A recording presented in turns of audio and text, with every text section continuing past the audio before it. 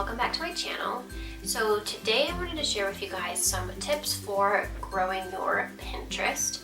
If you have a small business or if you're a blogger, Instagram influencer, whatever it is, Pinterest can be very beneficial for driving traffic to your business. So I used to have, I think, around like 220 Pinterest followers, and now that I've really made a very strong effort to grow my Pinterest following, I have 922 Pinterest followers. So I'm definitely still working my way up there to having a bigger Pinterest following, but that is still a very good amount of growth, and I wanted to share with you guys the tips that helped me to gain those followers. So my number one tip would be pin automation. You can use programs such as Boardbooster or Tailwind to help automate your Pinterest pins. I prefer Boardbooster, but I'm going to explain the difference between both and kind of explain to you the benefits and the pros and cons and why I prefer Boardbooster. So Boardbooster I pay $5 a month for, and it basically allows me to create secret boards where I can mass pin images to those boards, and then Boardbooster will spread those pins out for me and actually pin them for me so that it looks like I'm more active on Pinterest than I actually am. So hopefully that makes sense, but basically how it works is that you want to be pinning at a lot of different times of the day to make followers see that you are very active and to also kind of optimize different times for pinning. So most of us don't have that much time to actually be on Pinterest all day and pin at different times of the day. So instead, what I've been doing is I've been sitting down and pinning things for, an hour or so and pinning them to my secret boards. So I get that all done in an hour, and then Boardbooster actually pins those and spreads those out for me so that it looks like I'm more active than I actually am. So I hope that makes sense to you guys. The other way that you can do this would be Tailwind. So with Tailwind, you basically save pins onto Tailwind, and then you schedule the times that you want those pins to be pinned.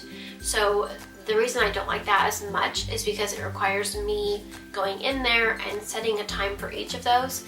I would way rather just use Boardboosters and have it randomly post for me. I don't have to go in there and not only find the content but then schedule the content. To me, Boardbooster is just a lot easier. So I prefer to use Boardbooster. Some people like to use both if they're really driving like their Pinterest growth really hard. I am not doing that as much. I do think that's really beneficial to grow my Pinterest following, but at the same time I'm focusing my efforts more towards like Instagram and now YouTube, which I've just started. So I am not trying to grow my Pinterest as hard. I still want my Pinterest to grow. So having that pin automation really helps so much. And after using Boardbooster, that's probably one of the number one reasons why my Pinterest growth has gone up so much. So I would definitely recommend using some kind of pin automation to basically just help you and assist you to be able to maximize your pinning. Another tip is to try to pin at a minimum at least 20 times a day. If you're really trying to grow your Pinterest, you're going to want to pin like 50 to 100 pins a day. And I know that that can be kind of overwhelming, so just try to pin as much as you can, but at a minimum, pin at least 20 times a day. That's really not too hard. So with Boardbooster, I have 10 different boards, and I have Boardbooster set to pin 3 images from those boards a day. So I'm pinning about 30 times a day. And as long as I keep those boards full with content, it will post to each board 3 times a day. Sometimes I get a little bit behind and I don't have those boards full so that they can actually pin the content each day. So some days, of course, I don't get those 30 images pinned, but as long as I keep those boards full, then I'm pinning 30 times a day. Another tip is to post original content. I like to create pins for my blog posts and pin those to Pinterest. I also like to pin some of my Instagram pictures to my Pinterest. By posting your original content, you're basically leaving links all over the interweb for people to find you through Pinterest. Another tip is to use keywords in your pin description. A lot of people will pin an image and leave a generic description like so cute or so fun, things like that. That's too generic, so you actually want to use keywords that describe the photo itself. So I post a lot of original content from my blog and also from my own Instagram. And when I pin those images, I try to make sure that the description has a lot of keywords. So if it's a fashion picture, I'll make sure that I say, winter, fashion, outfits, outfit ideas, trench coat, things like that, that are descriptors of the picture itself, so that if someone's typing in winter outfits, that picture is a lot more likely to pop up. Whereas if I just wrote something generic like, love this jacket, that's not really going to allow people to search that picture through those keywords. So the more keywords that you use in the description, the better. You also want to make sure that you're using a lot of keywords in your Pinterest bio itself. So my Pinterest bio says that I'm from Portland, Oregon. It says that I am a lifestyle blogger and influencer.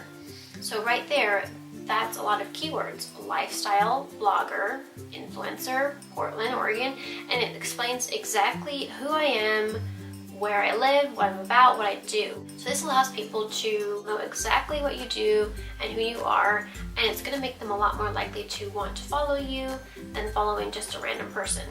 Another tip is to make sure that your Pinterest boards have keyword targeted names as well. A lot of people use generic titles for their boards. Like if it was a food board, they might say something like yummy or get in my belly or something like that. And of course those names are really funny, but no one's really going to be searching for yummy or get in my belly. Whereas if you called it something like food or recipes, something like that, that is a very specific keyword that a lot of people are going to be searching for. All of my boards have pretty keyword targeted names that describe exactly what's on that board. I have like a food and recipes board. I have a winter fashion board. I have a nursery board because I'm a weirdo and I like to pin nursery pictures for someday in the future. I have a board called Children, which basically just has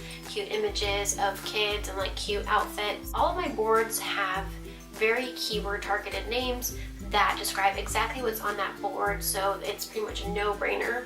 When people are searching through my boards, they know exactly what they're going to be seeing in those boards.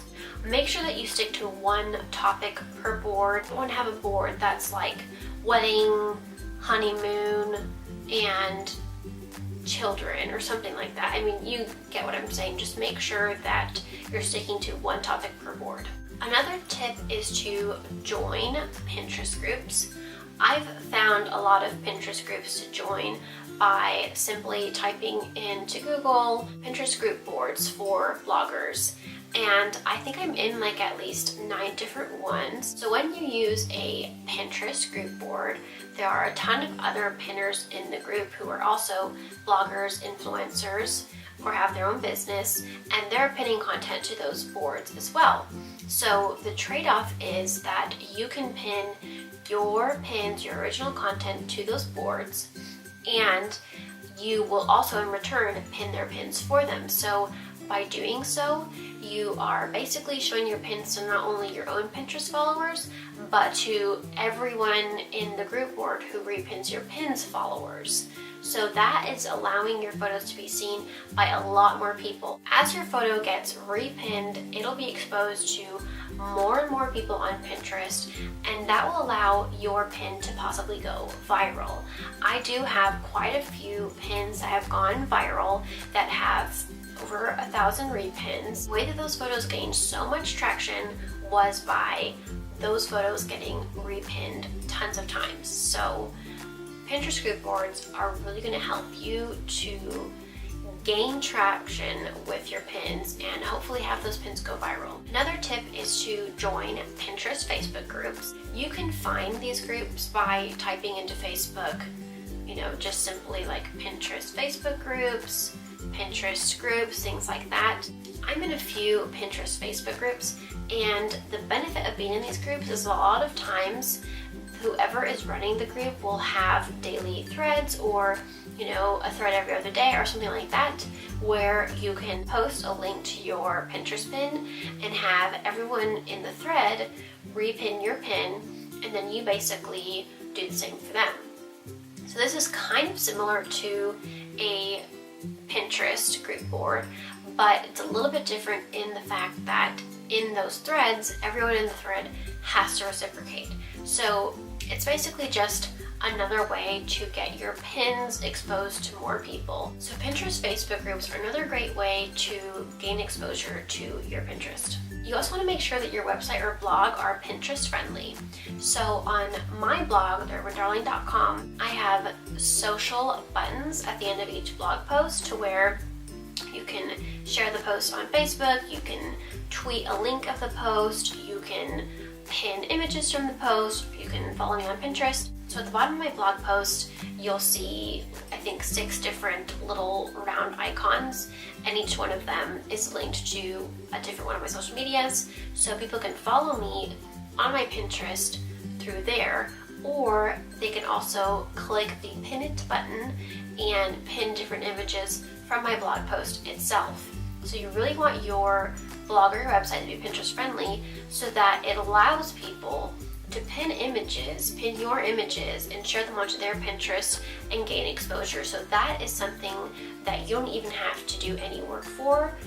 Those people will pin the images themselves. So you definitely want to make sure that your website or blog is Pinterest friendly. Another tip is to comment on popular pins from the popular section. Make sure that you leave a meaningful comment, and anyone who is also commenting on those photos or simply browsing through the popular section will see your comment and could potentially check out your Pinterest from there. My last tip is, of course, to follow other pinners.